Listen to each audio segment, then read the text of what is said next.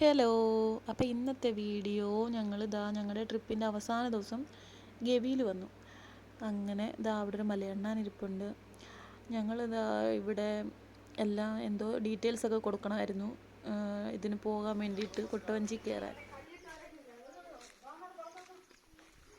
Hello guys, ഇതാ പോണത് പാക്കരനാണ്.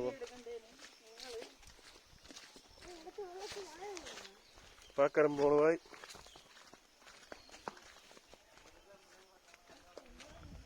നമ്മളങ്ങനെ കൊട്ടവഞ്ചിയിൽ കയറാൻ പോവാണ് ഗായ്സ്.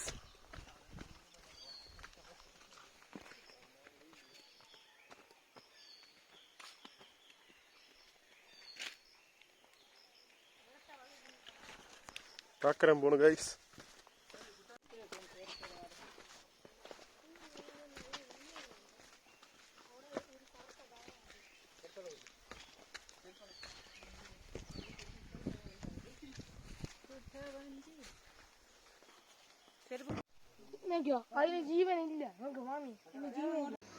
അങ്ങനെ ഞങ്ങളുടെ കുട്ടവഞ്ചി ഇവിടെ റെഡി ആയിക്കൊണ്ടിരിക്കുന്നു കയറാൻ വേണ്ടിയിട്ട്.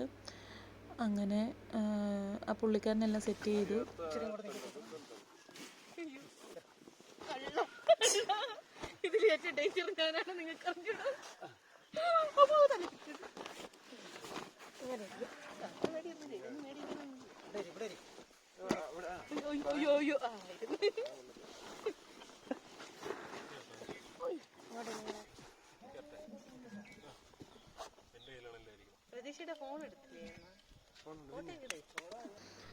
അങ്ങനെ കുട്ടവഞ്ചിയിൽ കയറി.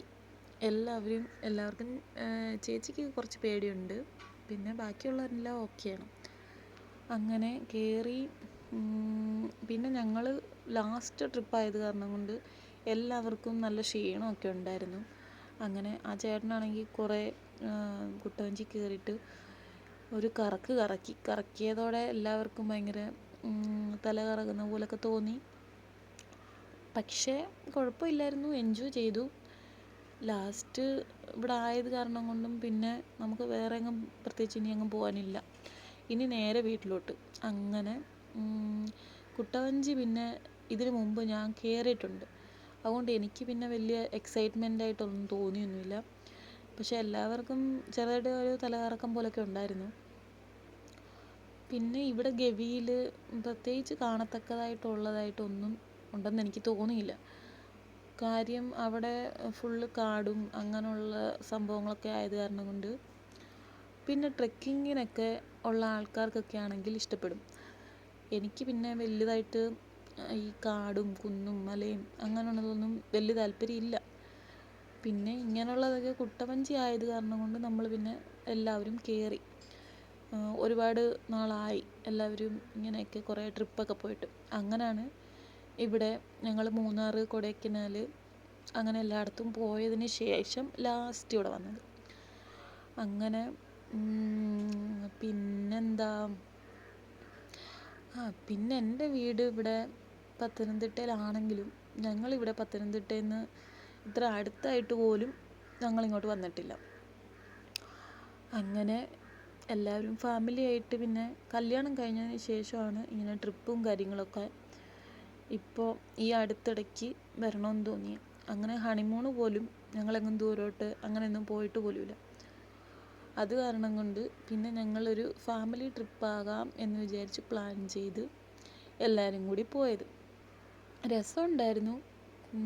പിന്നെ എന്താ, ഈ മലയും കുന്നൊക്കെ കാണാൻ പ്രത്യേകിച്ച് ഒന്നും എനിക്കങ്ങനെയൊന്നും തോന്നിയില്ല.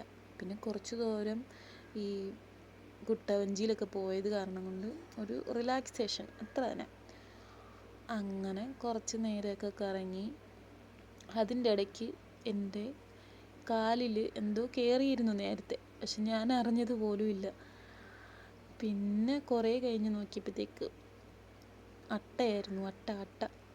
ഞാൻ പിന്നെ കടന്ന് കൂവി, പിന്നെ അത് എങ്ങനെയൊക്കെയോ എടുത്ത് കളഞ്ഞു.